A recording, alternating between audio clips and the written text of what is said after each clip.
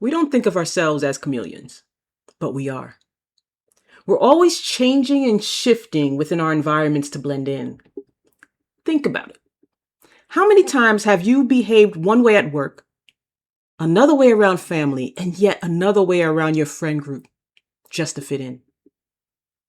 Now, there's nothing wrong with shifting our behavior in different settings, but the question is, what are we giving up in exchange? Today, we're going to look under the surface of what's really going on when we're taught to conform so that you're able to see the pattern and make the choices that best serve you and your journey. Welcome. This is the Shift Your Perspective series where we talk about viewing everyday life from a different perspective. Today's topic: who have you learned to be in order to belong?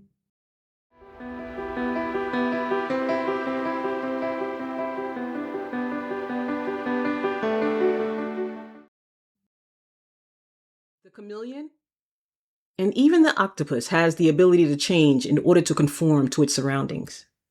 And as humans, we've all done it in some way or form. In some circles, we call it code switching. At work, we may call it fake it till you make it, or imposter syndrome. In other settings, we call it wearing a mask or playing a part. On the surface, there's actually nothing wrong with it because deep down, we're all playing a role in some way.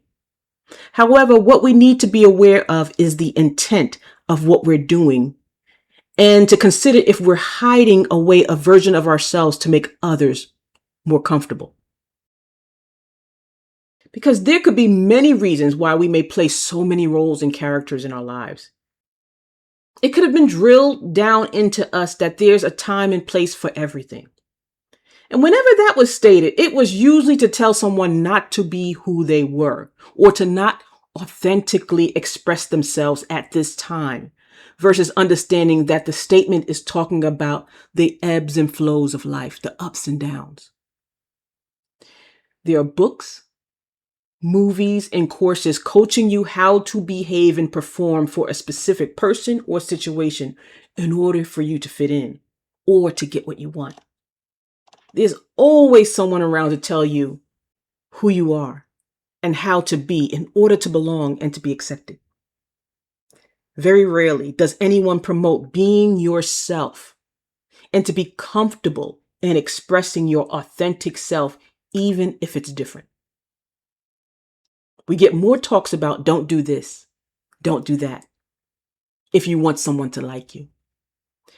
And so we perform. Some of us are really good at performing and playing a role, but again, at what cost?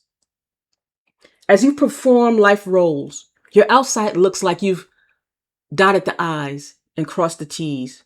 But who are you performing to be is so far from who you really are. One day you stop and look around and realize that you're playing so many roles, and none of them enable you to express yourself.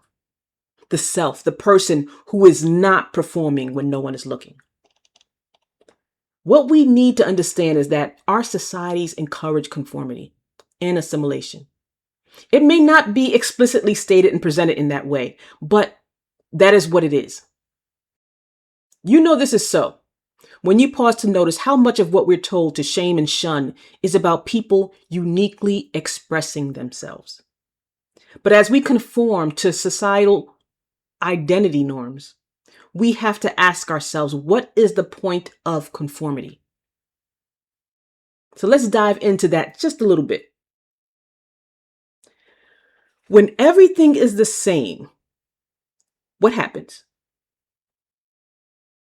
Did anyone think order? That when we conform, there's order.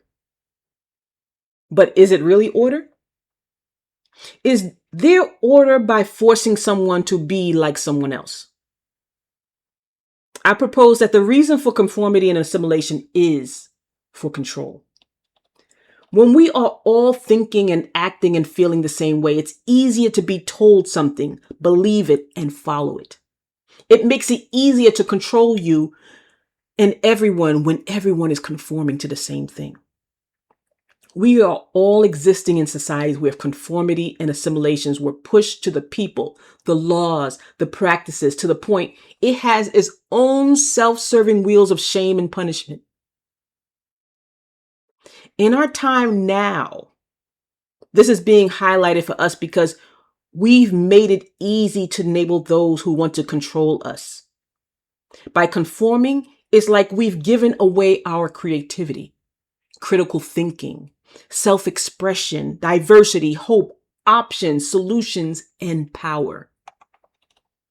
It usually takes that one thinking outside the box, doing something different, or authentically expressing themselves to make the leap of new thought, new inventions, and new dreams.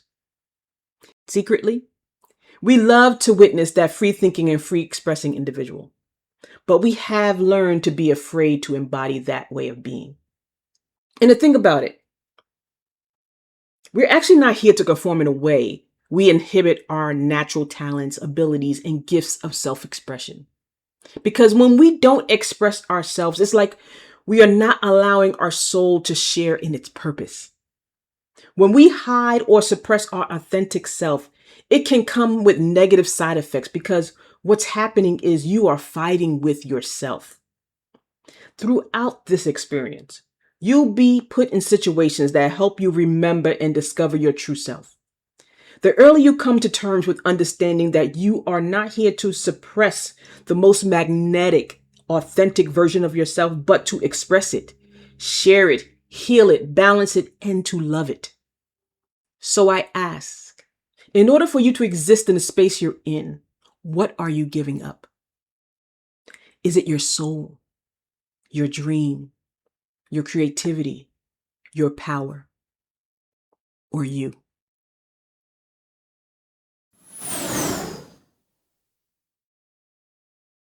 Belonging built on truth requires only your presence.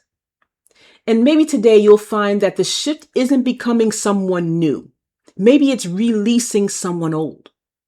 The role, the mask, the version of yourself that was created to survive. So that what remains isn't who others needed you to be, but who you've always been.